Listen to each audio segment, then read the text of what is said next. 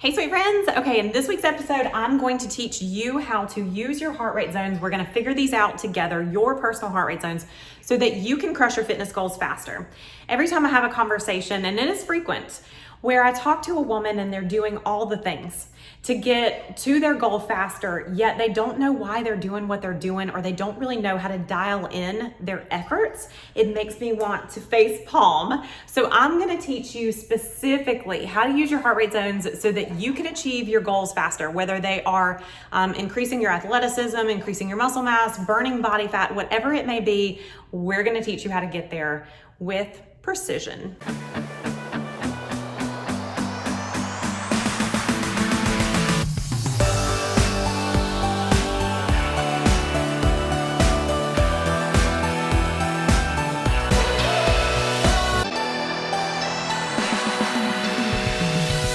I have a little guest with me today. My cardio partner is in doggy timeout. She's irritating the rest of my family. So if you hear a little whimper in the background, she's with mama. Okay, and if you're brand new here, welcome. My name's Lauren Valentino, and I help women with their nutrition and fitness so that they can thrive in bodies that they love. So today we're gonna dive right into heart rate zones.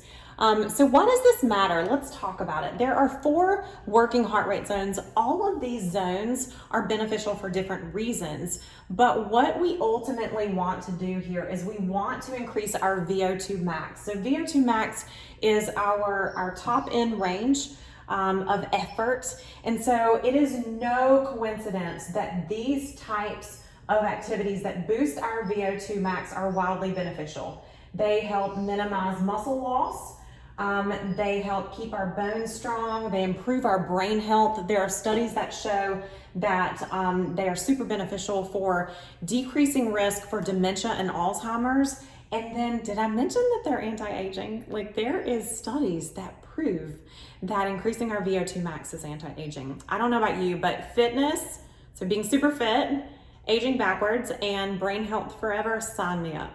Okay, so let's dive in. First thing you're gonna need is you're gonna need a heart rate tracker and a calculator. So hit the pause button and go grab a calculator. But I use an Apple Watch to track my heart rate now. However, I have tagged 2 of these that I have used before and that I absolutely love. One is a Fitbit. The other one is, you just grab it off of Amazon and it's like $28. Amazing piece of equipment for the money. So grab one of those if you don't have one already. So the very first heart rate that we need to determine is our resting heart rate. So I'm gonna plug in some numbers here for you guys, but let me tell you how to find your resting heart rate. How we determine resting heart rate is you go lay down for 20 minutes and then you check your heart rate. That is how we determine resting heart rate. Now, resting heart rate will definitely have a range depending on how old you are, your gender, how fit you are. Absolutely matters for resting heart rate. And so I'm gonna plug in some numbers here for easy math. So we're gonna say that my resting heart rate is 60 beats a minute. Now, very normal is between like 45 and 100. It's just gonna depend on, age, gender, all of that. So we're gonna say that my resting heart rate is 60. Now, then we need to determine maximum heart rate. So the formula that we use for that is 220 minus our age. So I am 35, so that's going to give me 185, okay? Now, that is supposed to be my Vo2 max. So my maximum heart rate would be 185. Mine's actually a little bit higher, but I spend a lot of time in my anaerobic and max Vo2 zones. Now from there, we're gonna figure out our heart rate reserve. Now we have to figure out heart rate reserve because that is going to help us figure out our percentages over here.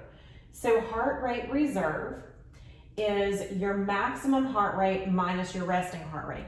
So we go 185 minus 60. And so my heart rate reserve is 125 beats. Now, we're gonna do a little math, but we'll do it together. Don't be scared. So now we're gonna go into figuring out our energy efficient zone, our aerobic zone, anaerobic, and Vo2 max. Well, why does this matter, Lauren? Okay, I'm gonna tell you why. So we're gonna talk about the four working zones. So energy efficient zone is where we are 60 to 70% of our max. In energy efficient zone, this is where we are burning body fat for fuel. We're getting plenty of oxygen in this zone, no problem breathing while we're doing our cardio. We burn fat while also energizing our muscles with glycogen, okay? Right here, energy efficient zone. Now, in our aerobic zone, which is next, so we go up to more like 70 to 80% here. And this is where our body works to boost our cardio fitness level, okay? So we've all heard of the word aerobic. We know that that means, I don't know, my brain goes back to the 80s.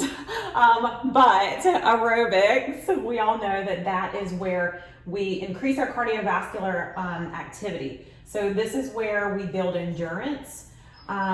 It is where our body's ability to carry oxygen into the muscle and remove carbon dioxide is enhanced. A nice long run at a decent pace is absolutely going to get you into your aerobic zone. Isn't that right, Venus? I say run and she's like, are we going somewhere? Where are we going? Yeah, are you being good?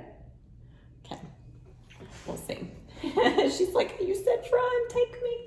Okay, and then we go into our anaerobic zone. So this is where we go into muscle building and stamina increasing zone. So this is at 80 to 90% of our maximum. I love this zone. But this is where our muscles start to produce lactic acid. It's going to be difficult for us to talk during our anaerobic zone. If we are able to talk, we're getting out a few words at a time. We're really working hard when we're in our anaerobic zone. But this is where our body burns glycogen. So you want to talk about really torching body fat is when you get into this anaerobic zone. Our body burns glycogen. And our muscles produce lactic acid, which will be what makes our muscles sore from cardio activity. And so normally people spend no more than 10 straight minutes in an anaerobic zone, okay? Normally this is like Tabata or HIIT sprints, things like that. You couldn't do those. If you're in the zone, you normally can't withhold that zone for more than 10 minutes at a time. Then we go into Vo2 Max. So our Vo2 Max is our red line zone. This is where we are specifically working to increase our athleticism. If we're working to increase our speed, our fast twitch muscle fibers are definitely on point in this zone. Our muscles are in an oxygen debt when we are at our Vo2 Max. Okay, this zone is only for very fit athletes. And really can only be maintained in very short bursts. Normally people are unable to speak when they are in Vo2 Max zones, okay? So let's talk about how we figure these out for yourself, okay? And then you can know exactly your heart rate numbers so that you can track down your fitness goals, all right? Okay, so we have to take our heart rate reserve, and so I'm gonna take you back to school here. So if we're gonna figure out percentages, we divide by 100. So for me, that's gonna be a 1.25. Now, for me to figure out 60 to 70%, okay, I would take this number and I would multiply it by, say, let's multiply it by 70, okay? And I will get, for that, I'm gonna get times 70, so 87, you guys can check my math, 87.5. Now, what we have to do is we have to add back our resting heart rate to this. So plus 60, and then that is going to get me 147.5, okay? So if I wanna work in my fat burning zone, that's where I wanna be.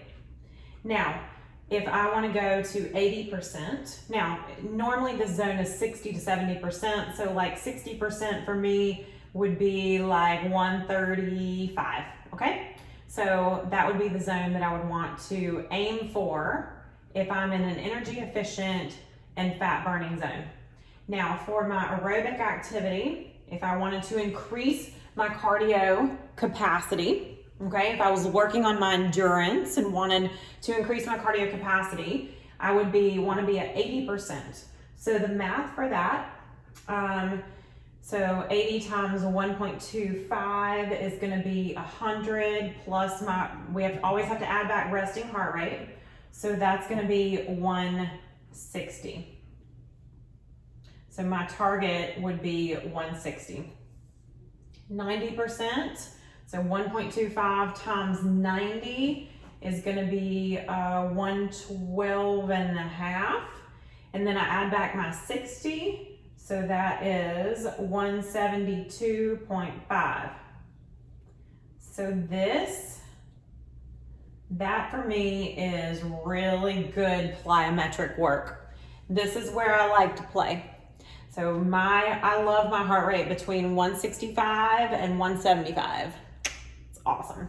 Okay, and then if I'm going to push my Vo2 Max and I want to increase my athleticism, I want to get into all those anti-aging and brain preserving benefits, I want to lower my resting heart rate so that my heart works way less to pump my blood like all the time. And then I'm gonna play around in my Vo2 Max. Vo2 Max is for seasoned athletes. Okay, so if you're brand new to the world of cardio, you want to start here, work your way up, you will get there. You are, cardio done is better than none. So if you're a newbie, hang out around here and you'll feel when you're ready. You can play here soon.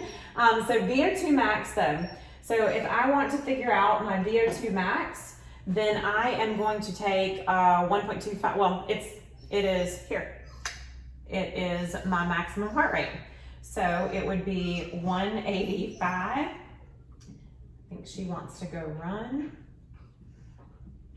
Okay, and so you're gonna figure out your information just like this. Log this into your phone, put it in your notes section of your phone so that you know exactly where you want to hang out to reach your personal fitness goals. If you have questions, drop them below. I will answer them.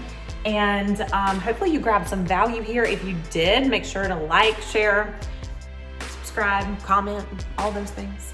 I'm gonna take this girl out now and we're gonna go for a little run. All right, guys, have an awesome rest of your day and I'll see you soon.